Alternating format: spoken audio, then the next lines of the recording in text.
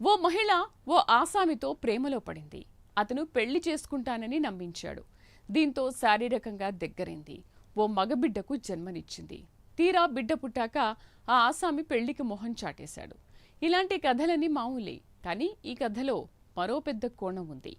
భర్త కాని ఆ భర్తను కోర్టుకి ఇచ్చింది బాధిత మహిళ. ఆయన వల్లే తాను గర్భం దాల్చానని చెప్పింది. కానీ కోర్టులో రుజువు కాలేదు. ఆ బిడ్డ ఆయన బిడ్డే అని నిరూపించడానికి ఆమె చేయని ప్రయత్నం అంటూ లేదు. కోర్టులో క్రిమినల్ కేసు పెట్టినా నిరూపణ కాలేదు. అయినా పట్టు వదలని ఆ వీరనారి తన పోరాటాన్ని ఆపలేదు. కొడుకు ద్వారా కూడా పోరాడుతోంది. ఇప్పుడు కొడుక్కి 25 ఏళ్లు. చిన్నప్పటి నుంచి తల్లి చెబుతున్న ప్రకారం చతుర్భుజ్ ప్రధాన్ అనే వ్యక్తే తన తండ్రి అని, ఈ విషయాన్ని DNA టెస్టు ద్వారా నిరూపించి న్యాయం చేయాలని, తండ్రి ఆస్తులో 1/3 వాటా తనకు దక్కేలా చూడాలని కుర్రాడు అర్జీ పెట్టుకున్నాడు. మొత్తానికి ఛత్తీస్గఢ్ హైకోర్టు DNA టెస్టుకు గ్రీన్ సిగ్నల్ ఇచ్చింది. రేపు DNA టెస్టులో ఏం తెలుతుందో కాసేపు పక్కన పెడదాం. ఈ కేసులో అందమైన జీవితాన్ని కోల్పోయింది ఎవరు? మహిళలు జాగ్రత్త పడకపోతే జరిగేదేంటి? బిడ్డలకు జన్మనిచ్చాక కూడా జీవితాంతం కోర్టుల చుట్టూ తిరగాల్సిందేనా? కోర్టులు కూడా ఎందుకని ఇలాంటి కేసుల్లో ఇంత ఆలస్యం చేస్తున్నాయి? మహిళా లోకానికి ప్రైమ్ 9 అందిస్తున్న స్పెషల్ స్టోరీ.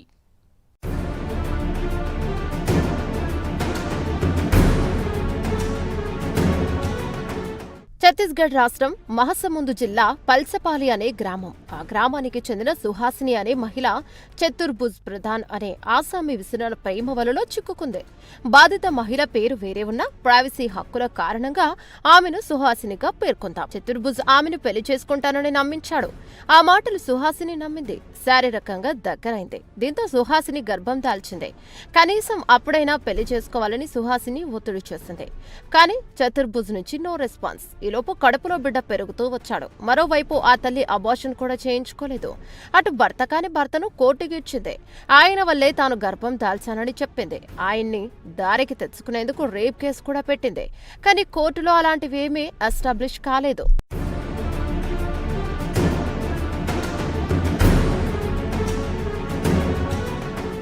ఆ శుభదినాన 1999 సెప్టెంబర్లో మగబిడ్డను కన్నది సుహాసిని.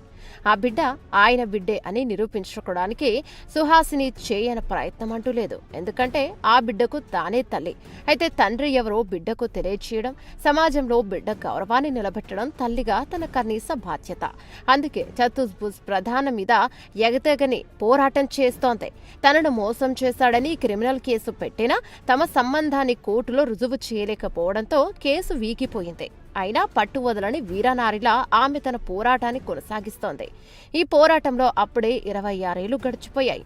ఇప్పుడు చేతికి అంది వచ్చిన కొడుకు ద్వారా కేసు నడిపిస్తోంది తల్లి సుహాసిని.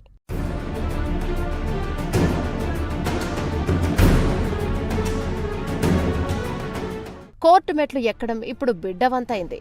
తల్లి చిన్నప్పటి నుంచి చెబుతున్న ప్రకారం చతుర్భుజ్ ప్రధాన్ అనే వ్యక్తి తన తండ్రి అని ఈ విషయాన్ని DNA టెస్టు ద్వారా నిరూపించి సమాజంలో తాను తలెత్తుకొని తిరిగేలా న్యాయం చేయాలని, అలాగే చట్ట ప్రకారం తండ్రి ఆస్తిలో 1/3 తనకు దక్కేలా చూడాలని అర్జీ పెట్టుకున్నాడు. అటు అంతకుముందే ట్రయల్ కోర్టు కూడా DNA టెస్టు నిర్వహించాలని చెప్పినా అందుకు చతుర్భుజ్ అంగీకరించడం లేదు. సుహాసిని తనపై పెట్టిన క్రిమినల్ కేసు కూడా వీగిపోయినందున ఆ బిడ్డకు తండ్రి ఎవరనేది తన సమ్మతి లేకుండా DNA టెస్టు చేయడం రూల్స్ కు విరుద్ధమని, అది వ్యక్తిగత స్వేచ్ఛకు విరుద్ధమని వాదించాడు. ట్రయల్ కోర్టు ఇచ్చిన తీర్పును ప్రశ్నిస్తూ హైకోర్టులో పిటిషన్ వేశాడు చతుర్భుజ్. అమర్ ప్రధాన్, ఆయన తల్లి సుహాసిని, అలాగే చతుర్భుజ్ ప్రధాన్ కక్షిదారులుగా ఉన్న ఈ కేసు పూర్వాపరాలు పరిశీలించిన ఛత్తీస్గఢ్ హైకోర్టు చతుర్భుజ్ వ్యక్తిగత స్వేచ్ఛను పరిగణలోకి తీసుకోవాలని చెబుతూనే ఆయన DNA టెస్టును వ్యతిరేకిస్తున్న అంశాన్ని మరింత సీరియస్ గా పరిగణలోకి తీసుకుంది. ఆయన ప్రమేయం లేకపోతే DNA టెస్టును ఎందుకు వ్యతిరేకించాలనేది కామన్ క్వశ్చన్.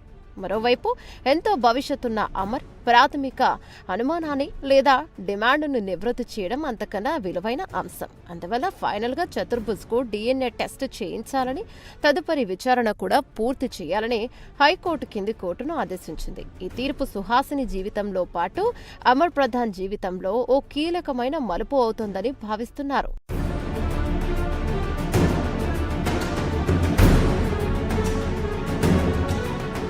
హైకోర్టు కలుగజేసుకుని డిఎన్ఏ టెస్టుకు ఆదేశించింది. కాబట్టి చతుర్భుజ్ ప్రధాన్ ఖచ్చితంగా డిఎన్ఏ టెస్టును ఫేమ్ చేయాల్సిందే. అమర్ డిఎన్ఏ చతుర్భుజ్ డిఎన్ఏ మ్యాచ్ అయితే తల్లి సుహాసిని జీవిత లక్ష్యం ముగుస్తుంది. చతుర్భుజ్ చెబుతున్నట్టు ఆ బిడ్డకు తనకు సంబంధం లేదని, ఆయన ఎవరి బిడ్డో ఎవరికెరుక అనే నిర్లక్ష్యపూరిత సమాధానాల వల్ల సుహాసిని క్యారెక్టర్ మీద దారుణమైన మచ్చ వేసినట్టు రుజువవుతుంది.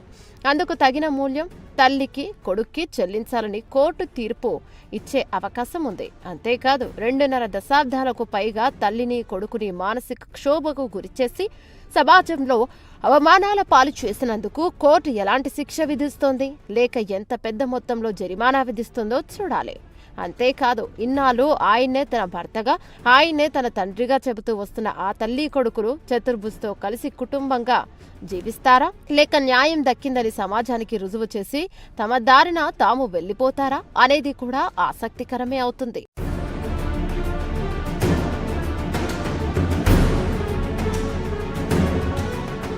ఇక ఈ కేసులో మరో ఆసక్తికరమైన అంశం కూడా ఉంది. ఒక మహిళ ఇన్నేళ్లుగా ఒక వ్యక్తితో తనకు జరిగిన చేదు అనుభవాన్ని విన్నవిస్తున్న కోర్టులు మాత్రం ఇదమితంగా ఎటూ తేల్చలేకపోయాయి. పెళ్లికి అంగీకరించని చతుర్భుజ్ను కనీసం క్రిమినల్ లా ప్రకారమైన ప్రశ్నించి న్యాయం పొందాలని సుహాసిని ప్రయత్నించినా అది కూడా చెల్లుబాటు కాలేదు. సహజీవనం చేసి గర్భం దాల్చినందువల్ల రేప్ చేశాడనే ఆరోపణలను ట్రయల్ కోర్టు పట్టించుకోలేదు. అలాగే వారి మధ్య సంబంధాన్ని కూడా ఎస్టాబ్లిష్ చేయలేదు. ఆమె ఎవరో తెలియదని చెబుతూ డిఎన్ఏ టెస్టును వ్యతిరేకిస్తున్న చతుర్భుజ్ వ్యక్తిగత స్వేచ్ఛకు ఇప్పటి వరకు ప్రాధాన్యతనిచ్చాయి న్యాయస్థానాలు. ఎట్టకేలకు చతుర్భుజ్ ఇష్టానికి వ్యతిరేకంగా డిఎన్ఏ టెస్టుకు హైకోర్టు గ్రీన్ సిగ్నల్ ఇవ్వడం విశేషం.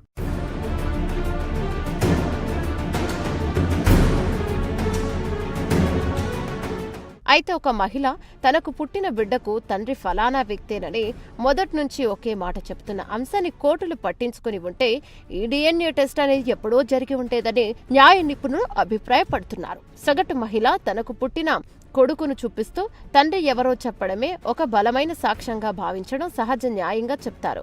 మరోవైపు తన తర్వాత మరే ఇతర వ్యక్తితోనైనా సంబంధం పెట్టుకుందన్న విషయాన్ని కూడా చతుర్భుజ్ ఎక్కడా చెప్పలేదు. దీని కోర్టు చాలా కీలకమైన పాయింట్గా తీసుకుంది.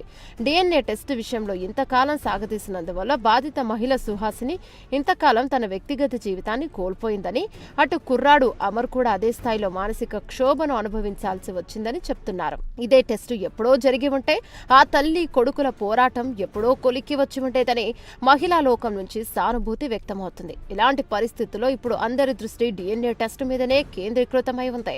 డిఎన్ఏ టెస్టులో ఎలాంటి ఫలితాలు వచ్చినా తల్లి కొడుకులు కోల్పోయిన అత్యంత విలువైన కాలానికి న్యాయం ఎవరు చేస్తారు?